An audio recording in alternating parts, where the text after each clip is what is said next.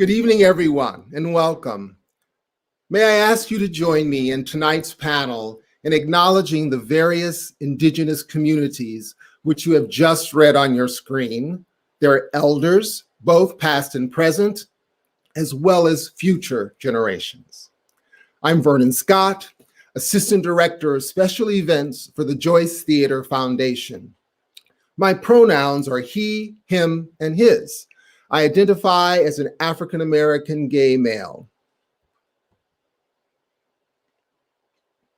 I'm sitting in a room with a oil painting behind me.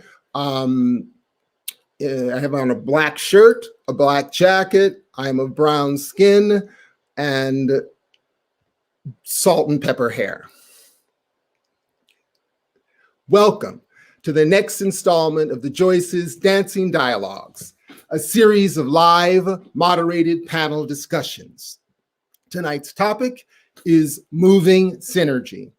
We are joined by three brilliant panelists who will delve into how they balance their multiple artistic talents.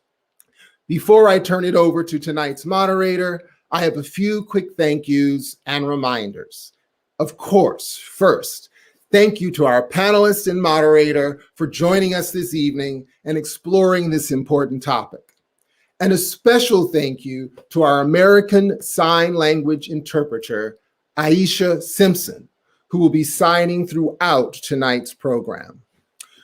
We do encourage you to utilize the live chat functions on both YouTube and Facebook to engage with one another and to post questions for our panelists. There will be a Q&A opportunity toward the latter part of the panel, so please put in those questions whenever you'd like. We are streaming live tonight, so we do ask for your understanding if there is a technical delay. Our team is working hard behind the scenes to keep everything running smoothly. Following tonight's program, the Joyce will be posting a recording on our YouTube page that will be available for 30 days. Thank you to the Joyce's sponsor for Dancing Dialogues, First Republic, and our trustee, Lauren Short, for their generous support of this series. First Republic's commitment to the art of dance helps the Joyce to present dancing dialogues free of charge. If you enjoy tonight's panel and would like to support the Joyce's continued programming, please visit joyce.org/donate. Now, it is my pleasure to introduce tonight's moderator. She is curator, dancer, journalist, and diversity strategist, Theresa Ruth Howard. Thank you, Vernon. Thank you so much. I'm so excited to be here this evening. Again, my name is Theresa Ruth Howard. My pronouns are she, her, and I identify as an African-American woman. I am of chestnut brown hue. I'm wearing a blue denim shirt and a dark blue turban. I'm seated in front of a white wall with a window over my right shoulder, and over my left shoulder, there is a framed picture of my logo for my organization, Ma Ballet, Memoirs of Blacks in Ballet. I have a little eucalyptus on the table and a little Nag Champa incense going to give me a little vibe.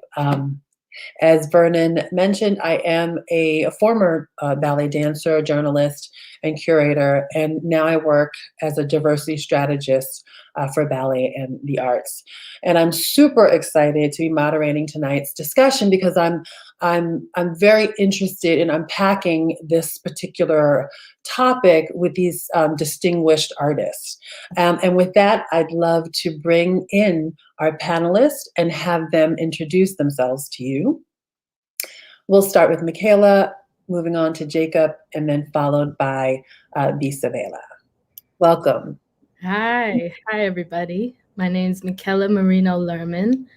I am choreographer, composer, band leader, crew member of my group Love Movement.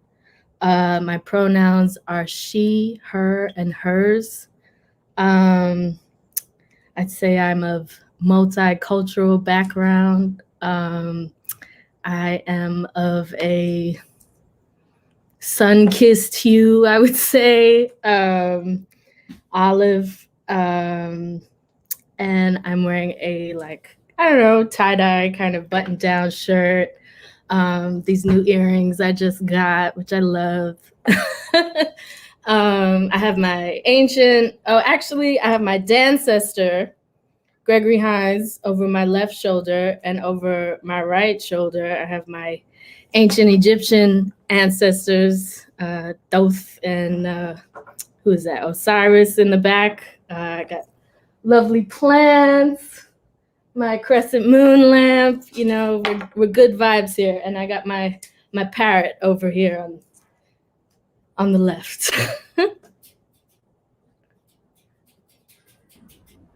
Hi, my name is Jacob Jonas. I'm the creative director and executive producer of Jacob Jonas, the company. My preferred pronouns are he, his, and him. And I'm wearing a black shirt and a brown jacket, and I'm behind a plain wall.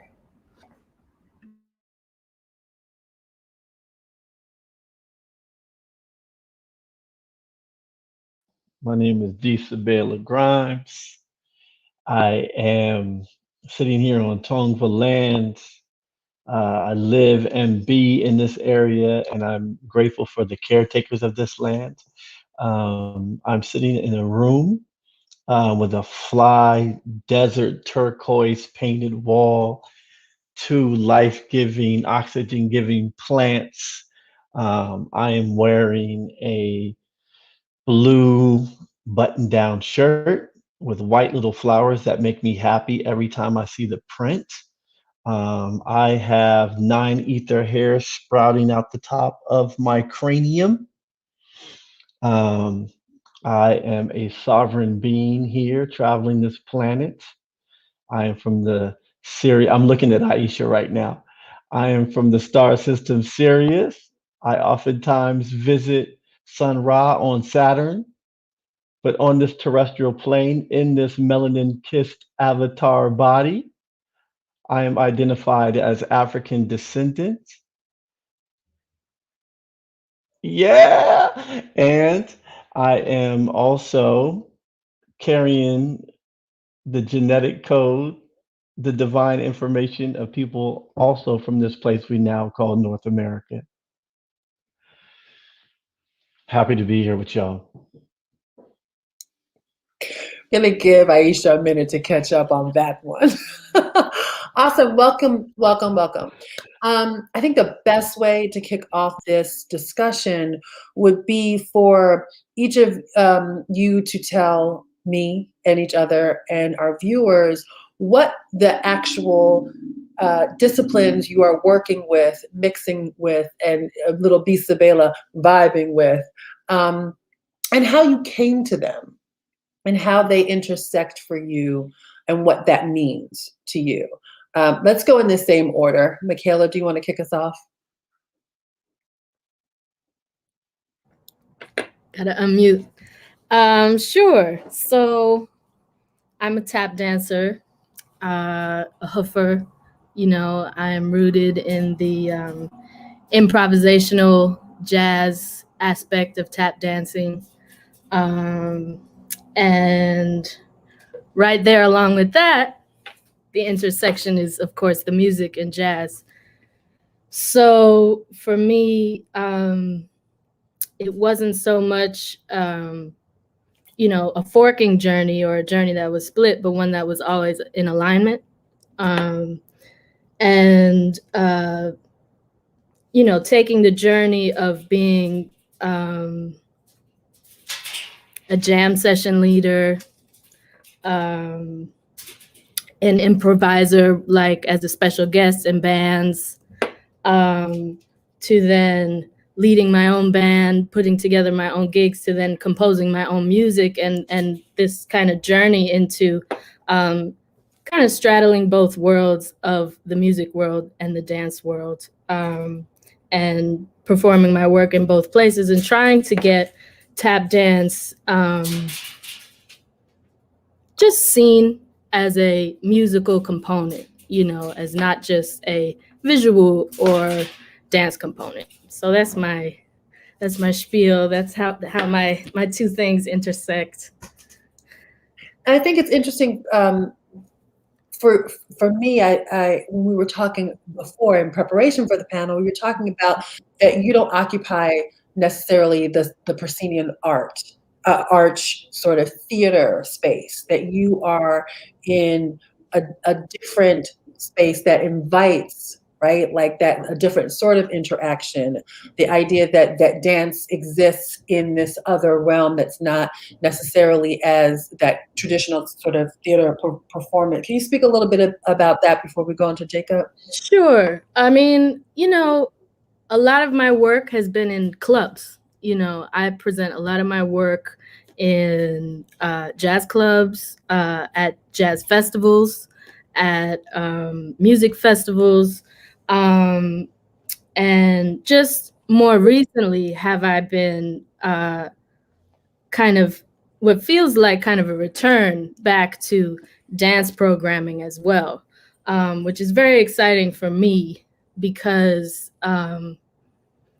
it was so rewarding for me to be seen by the music community. So to now be seen by the dance community as a musical dancer is it's just like a dream come true, because with tap dance you feel as though you never really kind of belong anywhere. You know, it's kind of a guest in the dance world sometimes, and it's kind of a guest in the music world sometimes, and it never really feels settled anywhere. So a lot of work has been concert based, and it's exciting now to be able to have developed so much of that compositional work that I can now revisit choreographing to those musical compositions, because so much of it has been in clubs and there's so much limited space and there's so much, you know, there's limitations when you're doing concert work. But when you're on a stage, you have all these other, you know, bells and whistles and things you can do, and just space. I mean, literally just space. I've been used to dancing on just a 4x4 board and having to figure everything out on that alone, and do these shows solo sometimes. I'm 4x4, you know? So, and I've had to channel a lot of my vision through music and the composition part of it. So now that I can kind of merge these two things and be able to choreograph and have this space and have this ability to bring the whole vision forward is very exciting. Space is wonderful, right? So like, wow, ready to stretch out. You never knew until life was on a 4x4. And you got a lot of people are living in a 4x4 and contextually right now, like being enclosed. So that's very, very of the now. Yeah. Thank you. Jacob, will you share with us? Yeah, absolutely. So a little bit about my background. I started as a street performer in Venice Beach. So I grew up playing sports and came across a bunch of break dancers, acrobats, and street dancers. And that was kind of my introduction into dance. And I think a big motivation for that was just being inspired by people and wanting to be around that kind of familial aspect of what that community provided for me. And so that was my motivation kind of to get into dance. And since then, I've always been a very visual person. And so I play around with different mediums to create visual ideas and also tell stories. So now I would consider myself a choreographer first and foremost, and I also direct film, produce different community initiatives, be it for the camera or for the stage. And I also photograph dancers too. So those are some of the different mediums I play around with, but definitely an interest to bring community together through this medium. What I love about this particular panel is it's intergenerational, right? And so I feel like Jacob, when I look at you, I go, oh, you are actually really of your generation. Like now we're all in this digital space, right? Like as dancers. And the idea, some people were like, well, what are we going to do if we can't dance in person and see it in person? And now it's all gone into this sort of realm that you are so familiar with because it's natural and organic, right? So I think that that's really, really interesting and intergenerationally what we will be learning from artists of your generation who organically know how to do, and like my generation translating into that space is going to be really super interesting. Mr. Sabela, will you share with us, please? I can't wait to hear. Yes. Wait, are you sure? You're ready.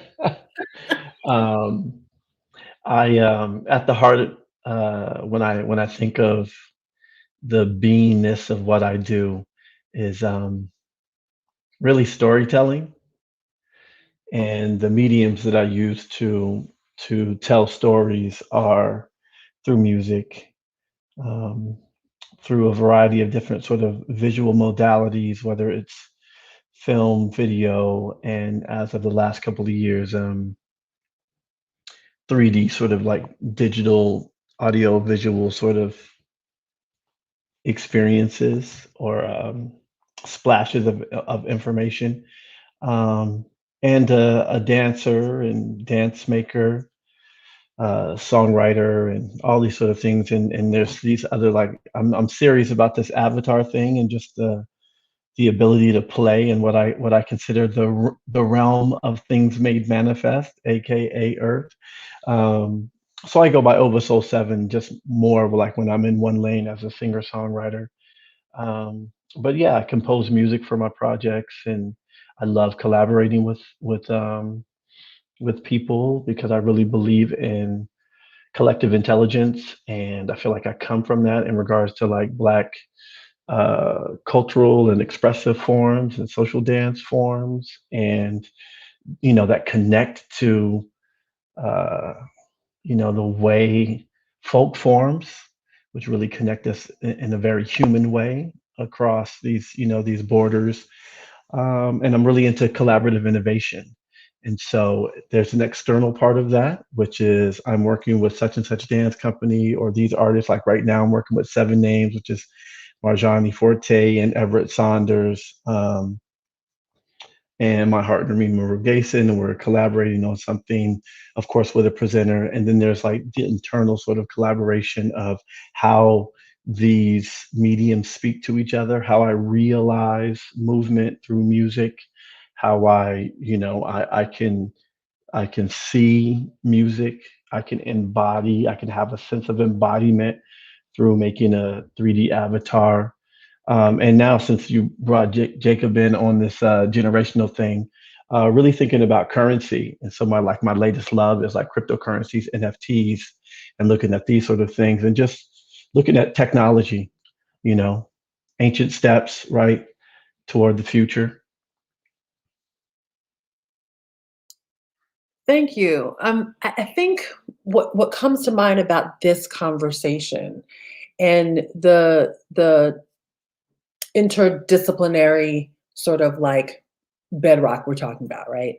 Is it makes me wonder, it makes you question, where does art belong, right? Or the idea of the the the the way that the producer, right, the booker, the agent has to understand art in order to present it or help it get presented, right? And so we I'm thinking about the different spaces that your work can live or wants to live.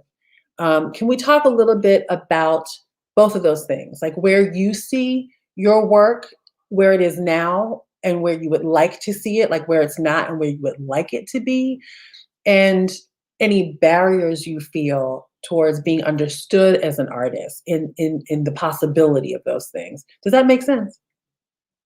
Because I think it's really important as artists, you make what you make, and then somebody else has to understand it in a very particular way in order for it to get to the people, quote unquote, right? So anybody want to jump in on that first? Sure, I will. I think just bouncing back to what you're talking about, just kind of about mediums having different audiences of different generations. And I think in addition to the different mediums in which all of us explore, I think in our own right, we're all our own enterprises as well. And so we all focus a lot on the business of what we do in addition to like being the maker or the author of the work, but like really trying to think about the business structure and the business model. And that's something I think about a lot these days. And I think there's a lot of creativity and art within how to think about the business. And I think generational marketing just specifically is something I've been thinking about a lot recently, because a lot of the infrastructures of some of these bigger institutions that would typically present us, and then thinking about digitizing a lot of the work that we're doing and monetizing it, thinking about brands and ad agencies and music artists kind of working with us to elevate the art form and have it have a broader reach, but still in an elevated way. I think this idea of there being different generations and processes and how to get things done, I think thinking about a for-profit space, a nonprofit space, and a for-profit space, there's a lot more urgency and ambition to get something done quicker because they're on a budget and a timeline. Whereas in a nonprofit space, I think people normally think about seasons. So they think about a year out or 2 years out, et cetera. And so I think just in terms of where the art form is going, I think people taking more risks and having intersections amongst different mediums and cultures, almost to like popularize what we're doing in a way. So it's not so heavily dependent on institutions and presenters and kind of this nonprofit ideology of waiting to make things happen and almost doing it in a quicker way. Yeah, I mean, I think that where we are technologically, like the world is shifting so that the artist on their own has the agency to self-present in different spaces. Sabela, I felt like you wanted to jump in on that. Oh, yeah. I yeah, I mean I agree with I can see the vision that Jacob is putting forth, and I'm also thinking about um how important it is for me, especially in well, I guess this has been throughout my career, is to think about. I remember when I was growing up in church, they would ask you to pay tithes, and they'd always pass the offering plate. So when I think about where to quote unquote present work, I really think about it in regards to an offering, right? And I think about the how much certain communities, certain people, certain spaces have given to me. And so when it comes to quote unquote performing or presenting the quote unquote work, it helps me expand beyond a proscenium sort of idea or even a film or even a post on Instagram, right? So and really gauging how I can be in alignment with how they're all valuable to me and how I can be in dialogue with all of these different spaces. So I can find, Jacob was talking about Venice Beach, which is, I could never give Venice Beach back what it has given me in my lifetime. I could think about what it was like to see Mr. Animation, like literally just ride my bike as an 18-year-old kid and watch this guy. I want to say perform, but there's something else going on, right? Or when I think about Michela talking about the club and space, and I think about 4x4 being a world, like a cornerless sort of realm. So yeah, I think in a way we can kind of look at it. And so what I'm also saying is technology, the way we're understanding in regards to mass adoption of certain sort of like contemporary technologies are mimicking things that we've been thinking about for a long time. And at the same time, we stopped thinking about because we put our value system of making it to this certain place or this venue, and then we cut off all these other spaces and places that feed us or give us an opportunity to give an offering, right? And so now I'm thinking about, for example, like I just said, digital spaces, what non-fungible tokens, like how there's so much more that we can do in digital spaces. So with now what we're looking at with digital assets and cryptocurrencies and blockchain technology in particular, we're talking about, we're opening a portal to a whole different way of presenting our ideas as creatives. Thank you. Michela, you want a piece of that? Or are you good? I mean, that was amazing. I guess what I could add to it is just one, I really love your idea, Sabela, about offerings in certain places. And also thinking about this notion of authenticity. And, there's always this kind of, delicate balance of trying to maintain authenticity, at least in my experiences, with what producers are looking for in terms of booking, because in my life and in my experiences, trying to pursue really being like an improvisational tap dancer has almost been, in ways, detrimental to how I've been perceived in the dance world, because so much of what I was so passionate about and felt authentic to me was my improvisational work with musicians. And sometimes it's looked down upon in a way because it's not compositional, and it's not, I don't know, it's not as visually pleasing. I don't know how to say it. It's not as much of a presentation visually as it is audibly. And so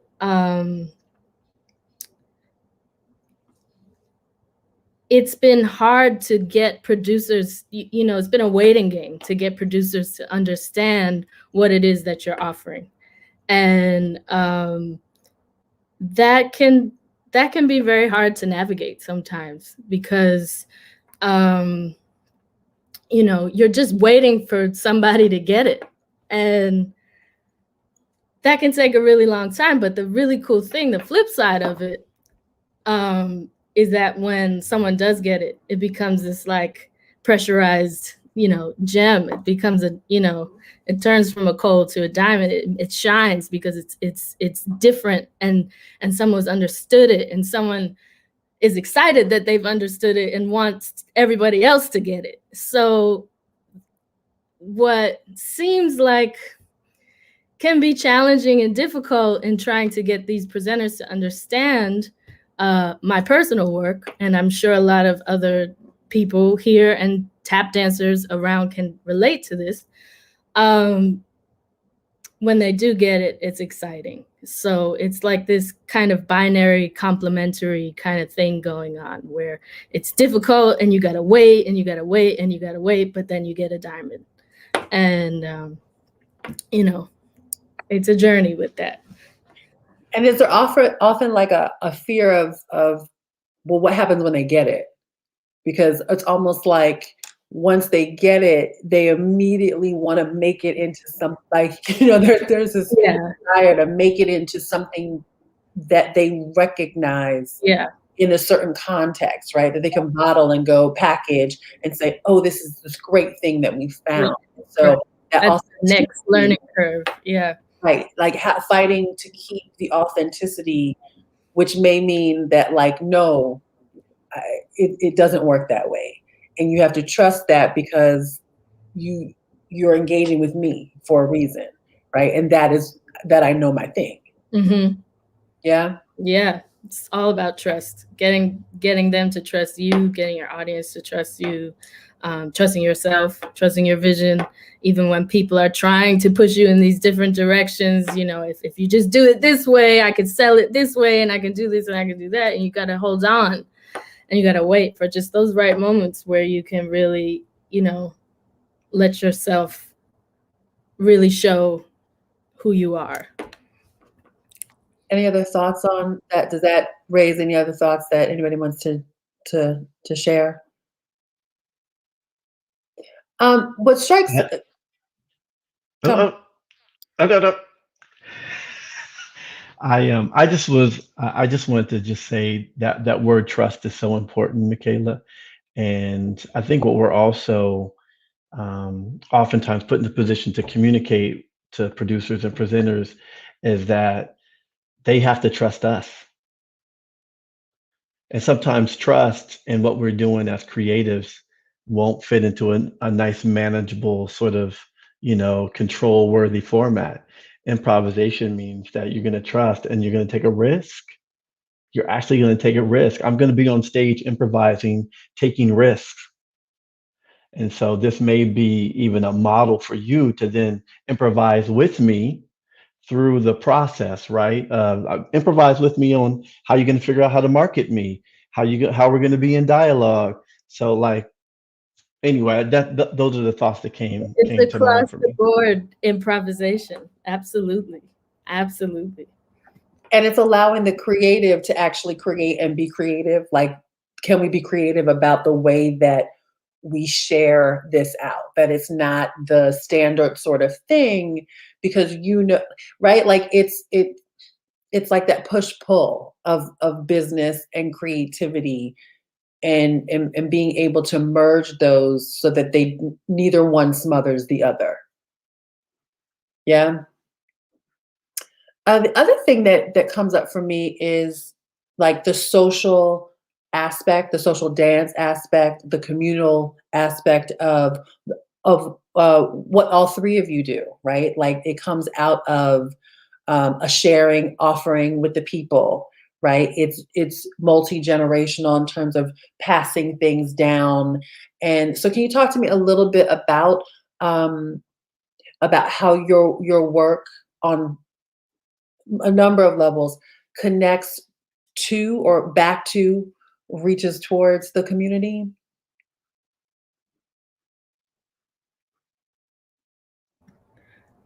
Anybody? Okay. I'll just jump in.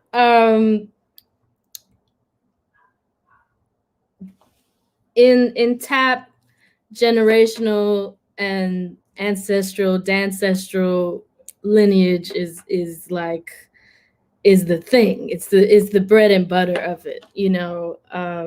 It's what really I think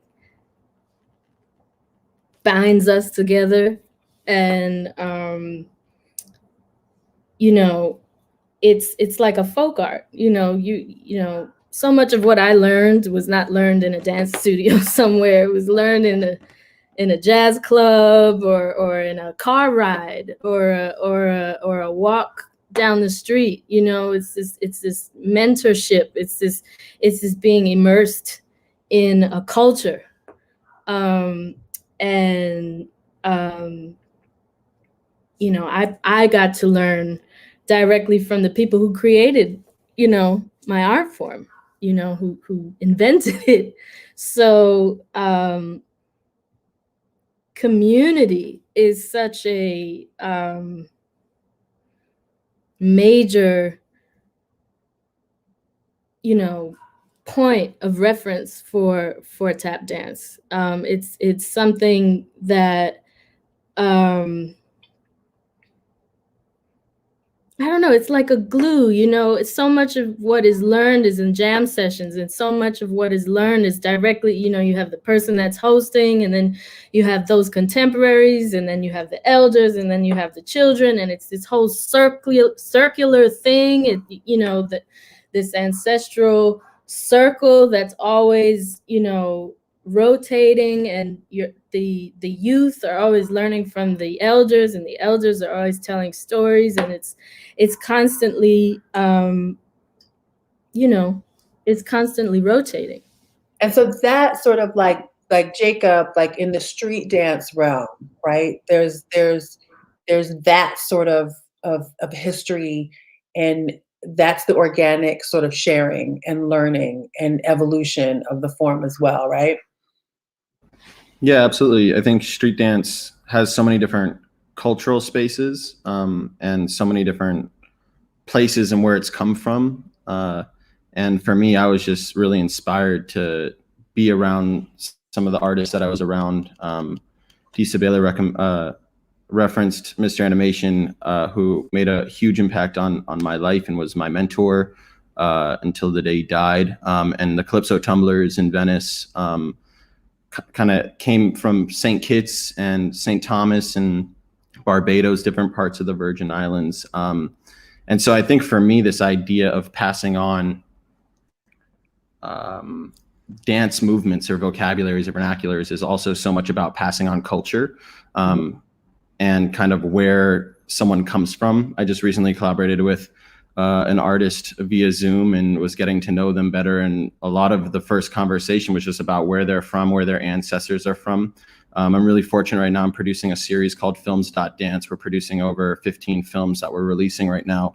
And we did one in China, one in Nigeria, one in Sao Paulo in Brazil, one in Amsterdam. And we're collaborating with a lot of different artists around the world. And I think something that's been really motivational for me in terms of like the community aspect, but also this idea of where movements and ideas get passed down from is just really understanding culture and background.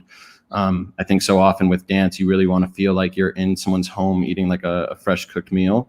And so I feel like in so many regards, it's impossible to give someone ownership over a style. I think you can definitely give someone ownership over how they've evolved a movement or a practice or exposed it, so much like history.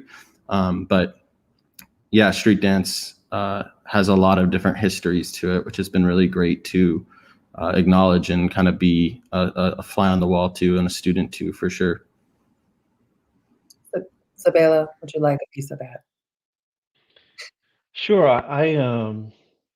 Yeah, to add on to what's been shared, it's been, when I think of Dancestry and the genealogy of, social dance practices, uh, I oftentimes think about how in what I do, I celebrate the uncelebrated.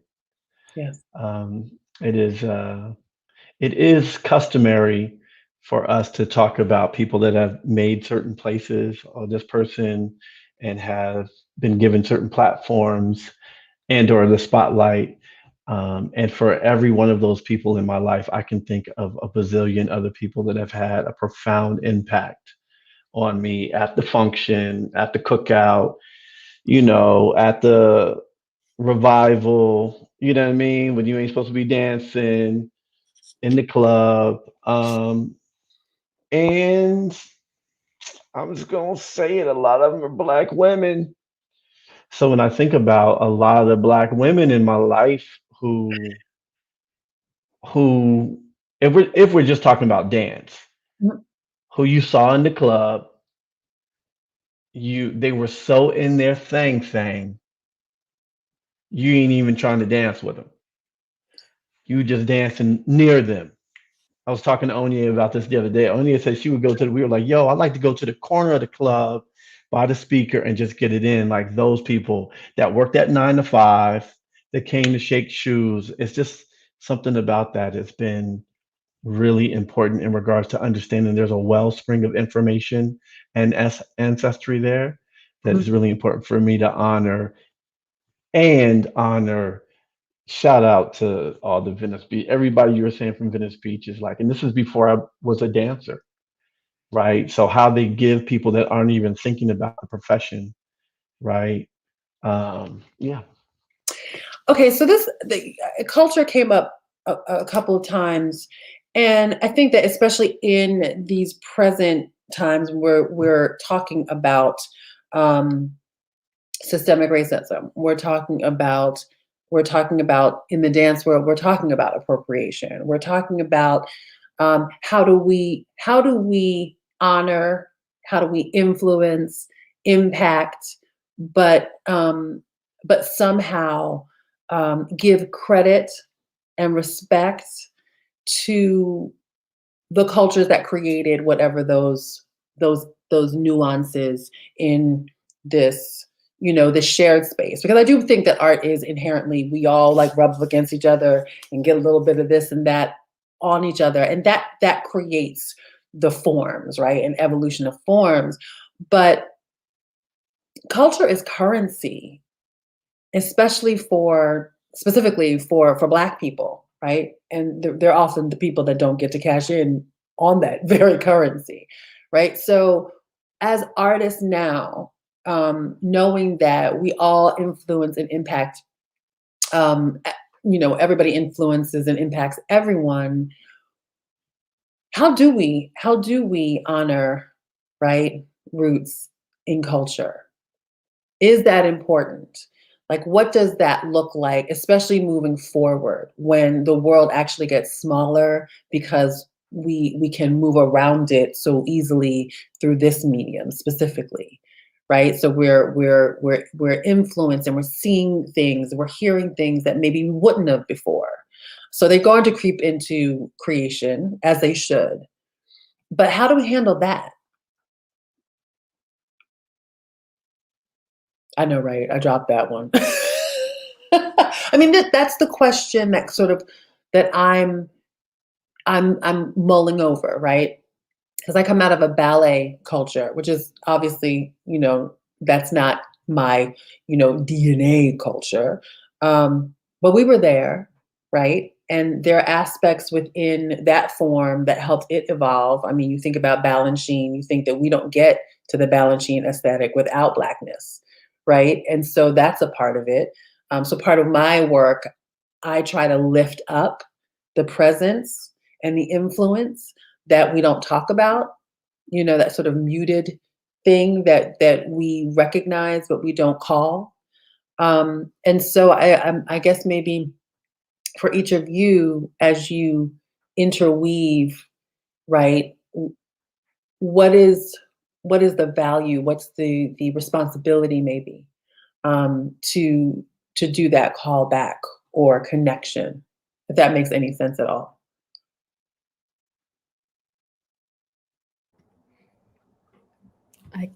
I'll jump in. I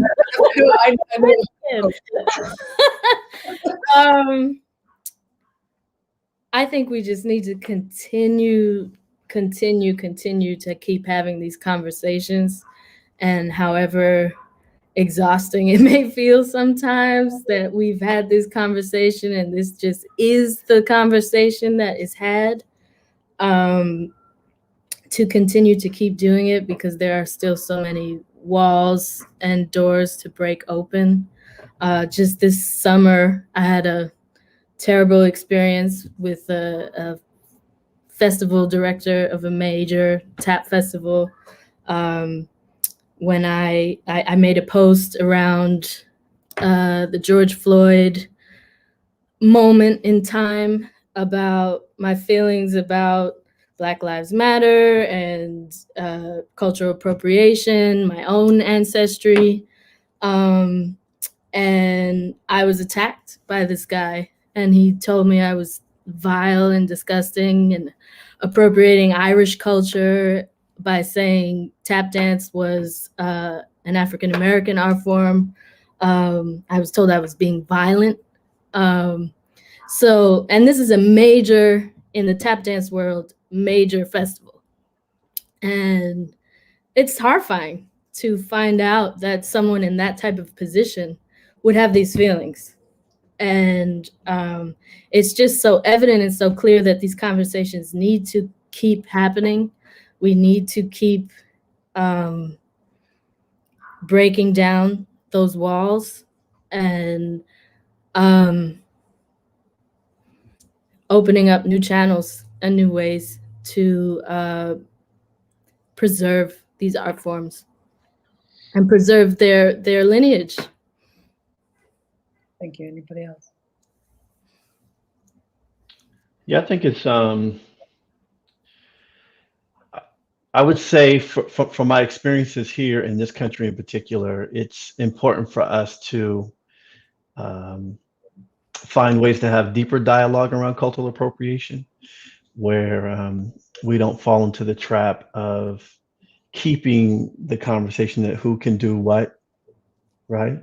And maybe we're asking different questions. Maybe we're asking the question and context, and we have to really think about how information is transmitted. So if I'm watching a TikTok video, right, what type of work is it for this person to find out where the source of that movement idea comes from, right? And so it's like, what is the person, and if we're going to talk about, also want to at times think about it within the capitalist structure and at the same time pull it out of that, because capitalism in and of itself can't even contain, from my point of view, the currency or the frequency or the charge of Black expressive forms, right? I do understand how these things are tied to these systems of people monetizing ideas, and I understand that. And then so it's like, what is a person doing? Just to go back to these questions, what are they doing? How are they doing it? Right? So sometimes even the how gives you some insight into whether or not this person really knows the meaning, right? And like, so what's the meaning behind that, and then what it means to them. So that, and there's all these layers, right? When I used to go to Atlanta in the summer or DC in the summer from Cali, they were doing dances in Atlanta that I could learn the moves, but if we're talking about currency, what it meant to them, I there's just it was a place like my money wasn't good. When you're doing the Bankhead bounce and you're from Bankhead, right? It's going to have a deeper sort of significance and meaning. And then we have to think about, well, if I'm not from Bank, where's my access point? Where was I invited in? How was I invited in? And where's the currency in that? Right. And then, like, I just think also, this is my last note, naming is important, but naming, you can't name everything. We think about Black dance practices as if Black people were born a couple hundred years ago, right? We talk about hybridity as if African people weren't mixed up, and there isn't hybridity in that in and of itself. We didn't all just come from Africa and speak African. There's hybridity in the way we even shows up as Black dance practices. Um, and then it's like, how do we put into our practice the honoring? And part of the honoring is just doing the research and just finding these points along the genealogy, the way we're looking at genetics. We're just scratching the surface, right? But we go, oh, we recognize here, here, here. And like, I'm not joking when I talk about Black women and I think about street dance culture and Black femme innovations. There's a reason we don't know the names. There's a lot of reasons we don't. You feel me? And so I just feel like I'm just offering ideas and models for us to have deeper dialogue with people that care. Now, if they don't care, I'm really not in dialogue with them. They can have Right. their little, I learned it on TikTok, whatever. No, and I think it's also value, right? Like understanding that there's just value in it, because when you feel that something is valuable, you will do research, right? You will do those couple extra steps instead of just taking it necessarily for face value. Jacob, you want to jump in? Yeah, sure. I think for me, as a white male and, you know, understanding privilege, especially learning and exposing so much over the past year, I think diversity has always been at the core of what we do as an organization. And for me as an individual artist, I think it's always been important for the work that I cast and produce, that it always represents society in its truest form. I think of diversity when I break it down in a few different ways. One is the style of dance, making sure that break dancers and street dancers and contemporary ballet dancers and circus artists are all represented in their different movement practices. Also an ability working with disabled artists, artists of different race and background and age, and also artists of different culture, people that come from different countries and backgrounds, and trying to have a diverse ecosystem of artists that we're working together with. I think this idea of togetherness is super important. And I know that cancel culture, especially today, is like a big part of what could happen. And I think just in a nonprofit space, it's hard to talk about how artists can profit off of one another when we're all functioning in a nonprofit space. And so I think this idea of just working together and collaborating and making art together is super important. So I think we have time for one question, because that one went long. That was good. That was good. That was a good segment. This is a question from the chat. In this world where some believe that we have to assign ourselves one marketable label, like producer or choreographer or composer, is there one word or phrase that you feel authentically embodies or reflects you? Do you believe that success is more easily attained by a singular marketable title? So there's two parts in that. Do you feel like you have to kind of like center yourself down to like your one, maybe the largest segment, like ingredients, the first ingredient to make yourself marketable? Yay, nay. I think if for fulfillment and practice, being a choreographer is definitely what fulfills me most. But I think in terms of trying to have this medium evolve so that we're not like the least valued and paid artists in the world, and just the way dance is often looked at by society, I think wearing the hat of a producer is most important so that we can try to find new avenues and revenue streams and ways to make this art form evolve a little bit more. So it's not such an insular art form and everyone's just talking about each other in the medium, but we're actually trying to reach much broader audiences and see bigger things. So I think as a producer, I think those are the goals. And do you believe that success is more easily attained by a singular marketable title, like choreographer, producer? Or do you think that now that we've sort of like, or COVID has kind of broken the molds that we were living in, right? And forced everybody out of their comfort zone, made everybody almost like what you're saying, like a producer, like you can really dig in and create your platform and expand your platform. Do you think that this period of time will support the evolution of going beyond just that singular title?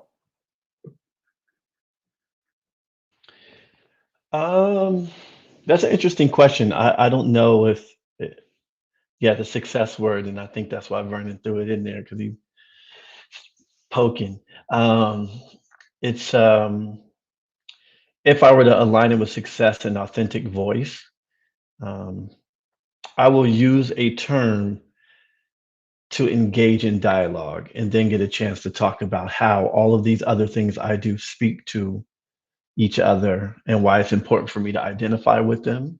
And why, as a means to honor, the wellspring of cultural information and the people that have carried this culture before me, like I do a piece called Electrogenous, and one of the inspirations is Zora Neale Hurston, who most people know as a writer, but also choreographed and also did ethnographic research. And we talk about, so I'm not new. I know some people go, "Oh my God, I can't believe you do all these things." Like this ain't new, and it's really important for me to continue to honor that, maybe at the expense of like selling myself as a unicorn or a magic fluffy bunny with the unicorn horn. But yeah, so I think it's how we can engage in dialogue, how we can bring people in to then, give them what they want so they want what we have to give. Thank you. It's funny. I'm not a historian, but I play one on TV. Like, I have this organization that sort of tries to archive, the contributions of these Black ballet artists. And the thing that struck me when I started to uncover it is that these people were never just one thing, right? They never were just a ballet dancer. Like you have somebody like a Billy Wilson who started out being classically trained, but because there wasn't space for him, he became a success on Broadway. And then he went to a classical ballet company, and then he became a choreographer. So in a sense, there's this editing out or almost like a dumbing down of artists in general, right? In order to market them. Because most artists that you come across are are using different disciplines and mediums just because that's what creation is. So maybe the presenting body will catch up, perhaps. And yeah, maybe we can also like push back against it, like as a political sort of approach. I think that there's a lot of dancers, a lot of choreographers get awards, right, Mhm. for their choreography. And just I think politically there's a lot of room for us to push back against that and to honor dancers in the same way that we honor choreographers. But there's a certain sort of mind state that says, oh, this is the mind behind what is going on. This is the intelligence behind the dancing drones, right? And so as we shift, I think and people have been doing this, so I'm not the first person to say this, right? It's really important for us to continue to think about how do we also shift how we value when we think about success and we think about these the roles that people play. Question from the chat. What advice would you impart to the young talent who is currently exploring their many talents?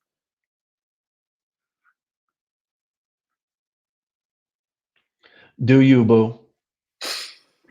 I would say learn the business of what you're doing. I think so often universities, all they care about is teaching dance and, just learning how to physically do what they're doing. And so often dancers and choreographers exist in the world and they don't really know how to market themselves. I think talking about presenters, thinking about presenting, I'm 28 now. When I first joined this industry, I went to a Dance USA conference in New York, and the presenter asked everyone in the room to raise their hands if you're losing money or making money on tour, and everybody raised their hand to losing money. And I just don't understand kind of what this whole medium is doing in a certain capacity if everyone's just losing money and we depend so heavily on donations from individuals. I think we should rethink how we can make money within our art, the same way film is a medium or architecture is a medium or design or music.